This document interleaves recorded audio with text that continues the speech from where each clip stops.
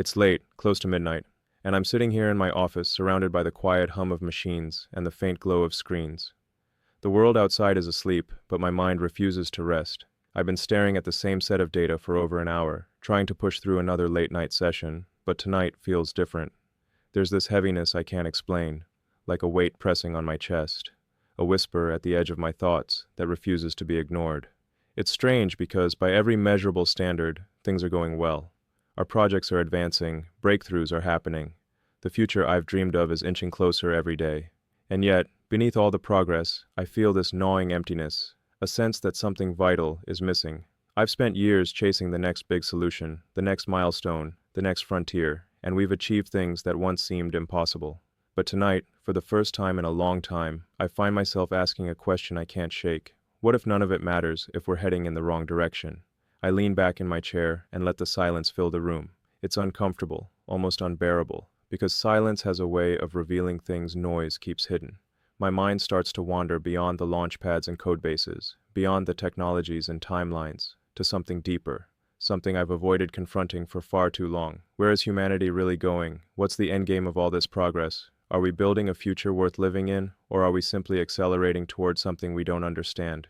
As those questions swirl, the air in the room feels heavier, like the atmosphere itself is charged with anticipation. I can't explain why, but I know I'm standing on the edge of something significant, something that will change everything I thought I knew about purpose, destiny, and time itself. And in that stillness, for the first time, I'm not thinking about how to solve the next engineering challenge or how to land on Mars. I'm thinking about eternity, and that's when everything begins to shift. I don't know how long I sat there in that silence, minutes, maybe hours, but at some point, something changed.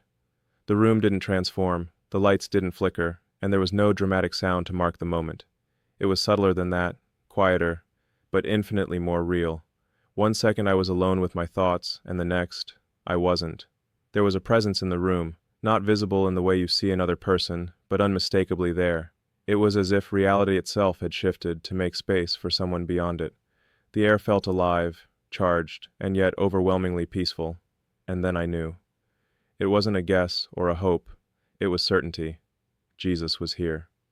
Not as an idea or a historical figure I'd read about, but as a living, breathing presence more real than anything I've ever known. I couldn't speak. I couldn't move. All I could do was feel, and what I felt was unlike anything I've ever experienced. It was love, deeper and purer than I thought possible, and yet it carried with it a sorrow that pierced me to my core. It was as if he saw every triumph and every failure, every invention and every mistake, and loved humanity still, but also wept for what we had lost. He didn't speak at first. He just looked at me, not with judgment, but with a knowing that stripped away every pretense. In that gaze, I understood that this encounter wasn't about religion, rituals, or belief systems. It was about truth, about the story we're all living in and how close we are to the next chapter. Finally, he spoke, not with words that echoed in the room, but with a voice that resonated inside my very being. And what he said wasn't about doctrines or dogmas. It was about the trajectory of history itself. The story is nearing its turning point, he said. The world is preparing, even if it doesn't see it. And I need you to see, to understand, before it's too late. And just like that, everything I thought I knew about the future was rewritten. As I stood there in the presence of Jesus, it was as if the walls of my office dissolved and I was suddenly watching the world from a vantage point I had never seen before. Cities stretched across continents like glowing circuits, networks of technology pulsed with endless data, rockets pierced the atmosphere, and AI systems learned at speeds once unimaginable. Humanity had become a civilization of astonishing capability, but beneath all that brilliance, there was a darkness, subtle but unmistakable. Jesus showed me the state of our hearts. People were more connected than ever, yet lonelier than they'd ever been. We had built machines that could mimic human thought, but we'd forgotten how to truly listen to one another. We had created systems to extend life, but many no longer knew what life was for. I saw people chasing power, as if it could fill the emptiness inside them, grasping for comfort, as if it could silence the ache they couldn't name, building layers of control around themselves as if safety could substitute for meaning. And all the while, their souls, the very core of who they were were starving. Jesus didn't have to say anything. The truth was obvious. Progress without purpose is like a rocket without navigation, impressive, unstoppable, and doomed to drift. For all our intelligence, we've become blind to the most fundamental reality, that no amount of innovation can replace the need for love, truth, and divine connection. Humanity's obsession with advancement had distracted it from its deepest hunger. And in that moment, I realized that if we continue down this path without awakening spiritually, our future, no matter how advanced, will be empty. We will have built cities on Mars, but lost sight of heaven. We will have solved the mysteries of the universe, but missed the mystery of our own existence. The message was painfully clear. Our greatest danger isn't extinction by catastrophe. It's arriving at the future we dreamed of and discovering that it was never enough. The vision shifted again, and this time Jesus showed me something far more unsettling. It wasn't just individual emptiness I was seeing. It was the state of our world as a whole. Everywhere I looked, there was conflict. Nations teetered on the edge of war. Societies fractured under the weight of division. People shouted past each other, more interested in winning arguments than seeking truth. Cultural battles raged, fueled by fear and suspicion. Morality had become fluid, truth negotiable, meaning optional, and beneath it all, an apathy toward anything sacred seemed to be spreading like a silent virus. At first, it was overwhelming. I wanted to look away, to convince myself that humanity was spiraling out of control. But then Jesus spoke again, and his words reframed everything. This isn't chaos. It's calibration. I realized then that what I was witnessing wasn't random. It was a global stress test, a revealing of weakness, not a punishment. Just as engineers push systems to their breaking point to expose flaws before a launch, humanity is being pushed to reveal the cracks in our hearts, our ideologies, our foundations. The political polarization, the cultural confusion, the spiritual numbness, they're not accidents, they're symptoms, they're warnings. They're invitations to wake up. The division is showing us where we've built on pride instead of love. The confusion is revealing where we've replaced wisdom with convenience. The apathy is exposing how far we've drifted from the source of meaning itself. None of this is meant to destroy us. It's meant to prepare us. It's the final call before the next chapter begins. A chance to realign our hearts, reorder our priorities, and remember that history is heading somewhere far greater than our headlines suggest. And as I looked upon the turmoil of our age, I no longer saw despair. I saw opportunity, the greatest one humanity has ever had, to wake up before it's too late. The vision shifted again, and this time Jesus showed me something I had never considered before, something that completely rewired the way I think about human achievement. I saw the great inventions of our age spread out before me like constellations, rockets piercing the heavens, artificial intelligence learning at unimaginable speeds, vast networks connecting billions of people across the globe. Every innovation, every breakthrough, every line of code, they weren't accidents. They weren't just the product of human curiosity or ambition. They were preparation. Do you see it? His voice echoed in my soul. These are not the end goal. They are the foundation. And suddenly, I understood. All of our progress, the satellites, the renewable energy systems, the communication platforms, the neural interfaces, they're not meant to glorify us. They're meant to build infrastructure for something infinitely larger, the kingdom that is coming. Technology was never meant to replace God. It was meant to serve Him. It's a tool, not a throne. It's the wiring through which love, justice, and connection can flow when His purposes unfold fully on earth. And in that moment, a question pierced my heart. Why are we building what we're building? Because the what is secondary. The why is everything. If we build to dominate, we'll create systems of control. If we build for profit alone, we'll deepen inequality. But if we build to serve, to connect, to lift up, to heal, then every invention becomes an extension of God's hands at work through us. I saw a future where technology wasn't a distraction from the divine, but a vessel for it.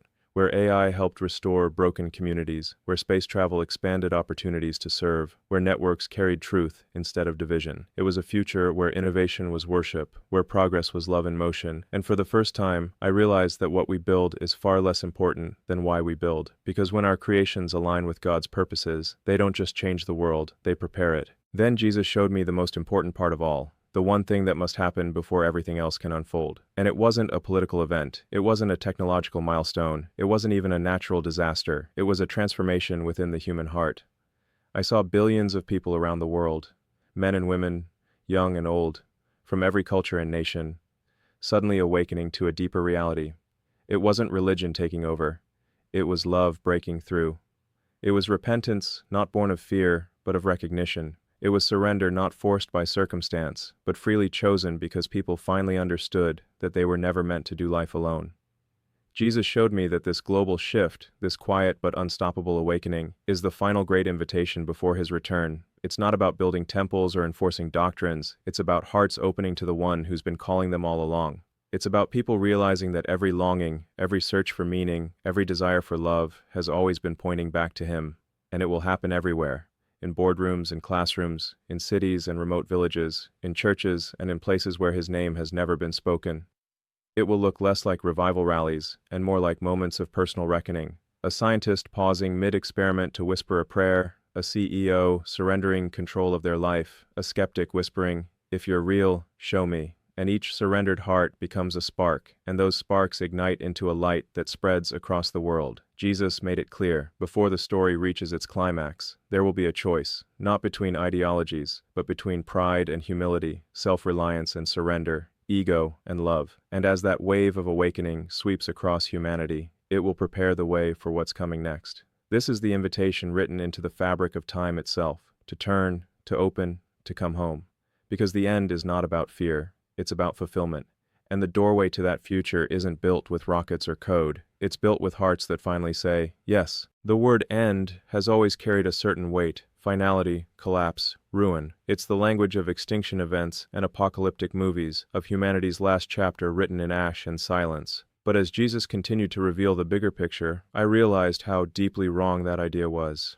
The end, he showed me, isn't about destruction, it's about completion. It's not the obliteration of everything we've built, it's the restoration of everything we were meant to be. I saw a future unlike anything our most ambitious visions could imagine. Justice flowed like a river, washing away corruption, greed, and exploitation. Oppression no longer had a place in human society. Systems that once served power were transformed to serve people. Wounds, physical, emotional, historical, were healed. Generations of pain were lifted. People who had been enemies embraced like family. I saw creation itself renewed. The pollution we had poured into the earth was gone. Ecosystems thrived, and nature existed in harmony with humanity instead of suffering under its weight. And at the center of it all was love. Not the fleeting, conditional kind we often settle for, but the kind that holds the universe together. Love wasn't an idea anymore. It was the atmosphere we breathed, the force that shaped every interaction, the foundation of existence itself. This wasn't humanity's collapse. It was our rebirth.